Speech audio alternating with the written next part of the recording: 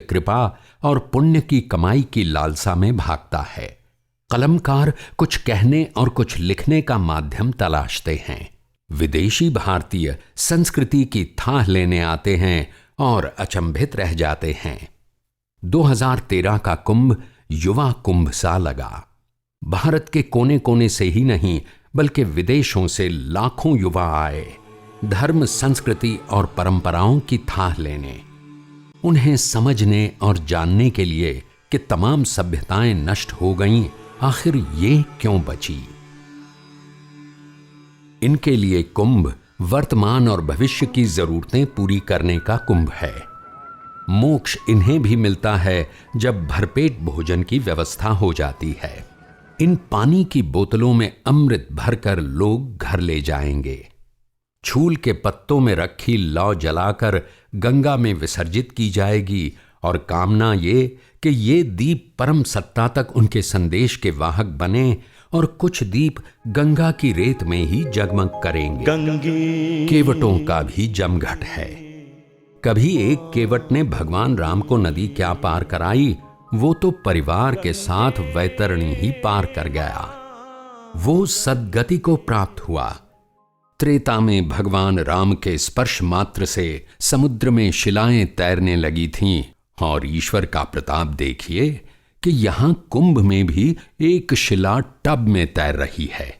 आज 2013 का ये कुंभ इनके लिए किसी मोक्ष से कम नहीं है। 55 दिनों की कमाई इनके भौतिक जीवन की जरूरतों को जीवन तो जरूर दे देगी। कड़कड़ाती ठंड में गरम चाय और आग तापने का मजा सोने पर सुहागे सरीखा है। उत्तर प्रदेश सरकार की ओर से पुख्ता इंतजाम, पूरे प्रयास कि किसी को तकलीफ न हो। ये प्रदेश सरकार का अश्वमेध यज्ञ है, सफल, सुरक्षित और सर्वोत्तम कराने का यज्ञ। कुंभ पे नजर केवल देश के लोगों की नहीं बल्कि दुनिया के लोगों की रहती है, और कुंभ केवल उत्तर प्रदेश का नहीं है, देश का भी है कुंभ। यहाँ से संदेश पूरी दुनिया में जाता है। देशी और विदेशी मीडिया के पत्रकारों की टोली विश्व को भारतीय संस्कृति और अध्यात्म के इस महाकुंभ से रूबरू कराने की जद्दोजहद में लगी है।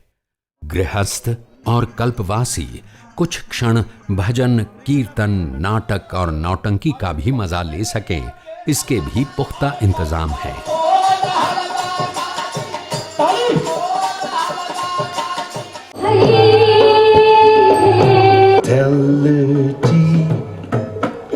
Lord Brahma said, all have free, clean drinking water.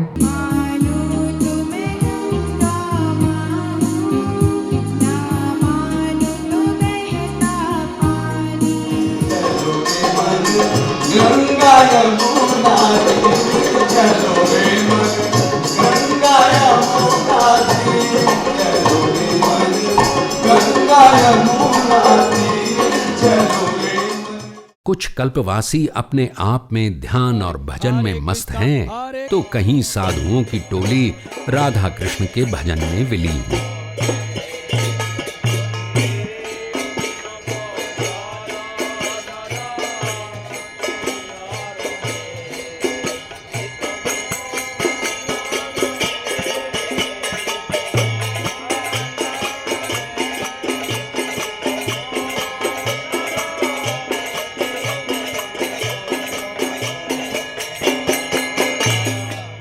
टेंटों में भी 5 सितारा सुविधा है और यहां भी कुछ लोग प्रवचन का आनंद ले रहे हैं।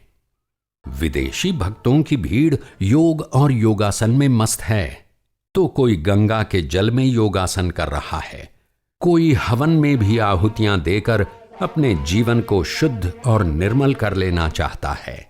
कुछ नारद के वेश में विचर रहे हैं, तो कोई शिव के वेश में। गंगे मां गंगे, गंगे मां गंगे, मां गंगे। करोड़ों की भीड़ आती रहती है और जाती रहती है। भीड़ कभी गंगा यमुना की लहरों को सोने नहीं देती है। सुबह हो, दोपहर हो, शाम हो या आधी रात, श्रद्धा, आस्था और विश्वास का संकल्प रखने वाले बस चलते रहते हैं। ये वो रवानी है जो भारत में बसती है और बहती है। ये भीड़ रंग बिरंगी है। इस भीड़ का रंग भारतीय है। ये लोक रंग है।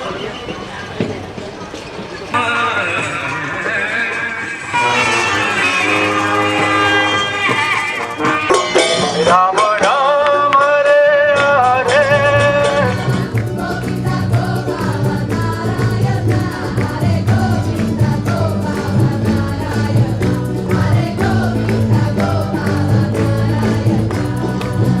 पश्चिमी बिहार से बड़ी संख्या में मुस्लिम अपने परिवार के साथ आए हैं। कुंभ भर यहीं रहेंगे, गंगा में स्नान करेंगे और बांसुरी बजाएंगे और चले जाएंगे।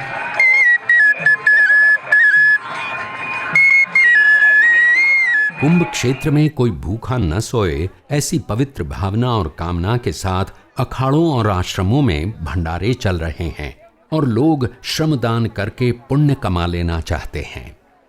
एक भारत देश है जो पवित्र देश है, हम भेदभाव करे बगैर सबको साथ में लेके चलते हैं। हमारे श्री गुरु महाराज जी का ये आदेश और उनका ये जन जन तक ये था कि जन सेवा ही सर्वोपरि है। भव सागर से भी पार करे माँ पावन यमुना गंगे, जय गंगे माँ गंगे। माटी से माटी मिले, खो के सभी निशान, किसमें कितना कौन है, कैसे हो पहचान। माँ गंगे माँ गंगे। गंगा के किनारे अशोक का किला और किले में मौजूद दुनिया को सत्य, अहिंसा और प्रेम का संदेश देती लाट हमारी संस्कृति और सभ्यता के बचे रहने का मूल है। ये वही जगह है जहां महान पराक्रमी अशोक जीवन के सत्य से रूबरू होता है और भिक्षु हो जाता है। मां गंगा की आरती की तैयारियां पूरी हो चुकी हैं। शंखनाद के साथ ही भव्य आरती और कामना ये कि मोक्षदायिनी मां सदैव यूं ही प्रवाहित होती रहे और कल्याण करती रहे।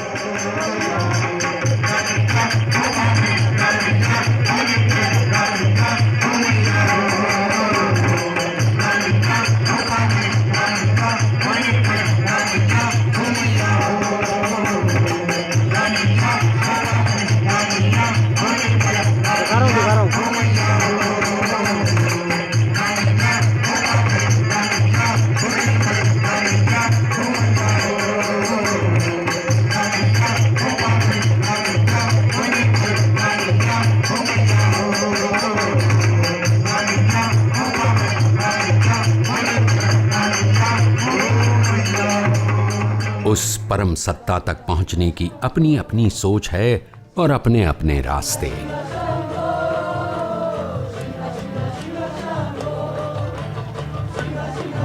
कुंभ स्नान के पवित्र नक्षत्र में अपने पुरखों को पिंड दान करने के मौके से ये चूकना नहीं चाहते।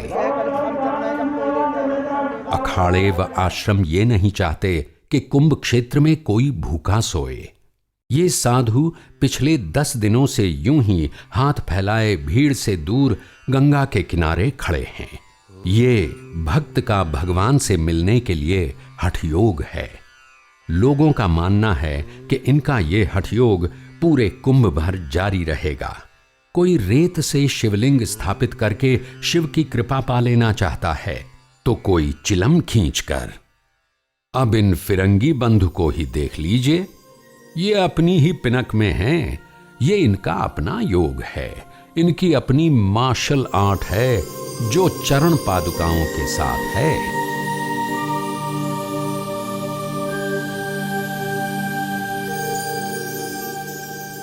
राम राम राम गंगा के पावन जल में कुंभ की प्रकाश व्यवस्था का प्रतिबिंब भी अद्भुत लगता है और रात का नजारा ऐसा लगता है मानो आसमान के तारे भी कुंभ स्नान का मोह नहीं रोक पा रहे हों और चुपके से स्नान करने आ गए हों। कुंभ कभी साधुओं तक सीमित था। नदी के किनारे घास फूस की झोपड़ी लग जाती थी। लोग स्नान और पूजा करते थे और चले जाते थे। लेकिन अब टीन और तंबुओं का पूरा शहर बसता है।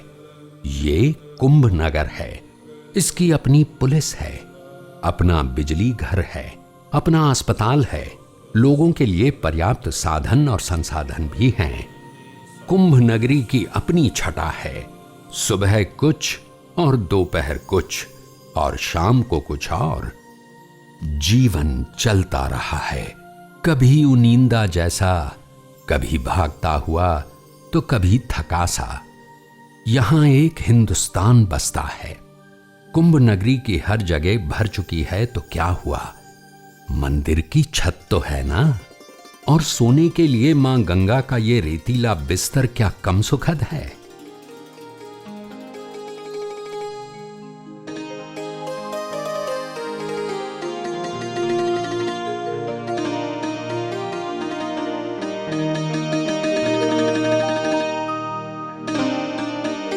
राम राम च राम राम च गंगे मां गंगे, गंगे मां गंगे। आज कुंभ स्नान का अंतिम दिन है। 14 जनवरी 2013 से आरंभ कुंभ आज 10 मार्च 2013 को खत्म हो रहा है। आज अंतिम स्नान है। तमाम कल्पवासी पूर्णिमा तक अपने अपने संकल्प पूर्ण करते हैं और इसके बाद सब कुछ सिमटने लगता है। लेकिन आस्थावानों का एक झोंका शिवरात्रि तक आता है। ये परिंदे अपने सुदूर देश को वापस जाने की उड़ान भर चुके हैं। भगवान अंशुमाली भी अब आराम करने चल पड़े हैं। ये कल सुबह फिर आएंगे, लेकिन कुंभ हर साल नहीं आता। 12 साल बाद एक और नई पीढ़ी फिर से मिलेगी, इसी तरह से अपनी अस्मिता, श्रद्धा, आस्था और विश्वास के साथ। यही हिंदुस्तान की पहचान है।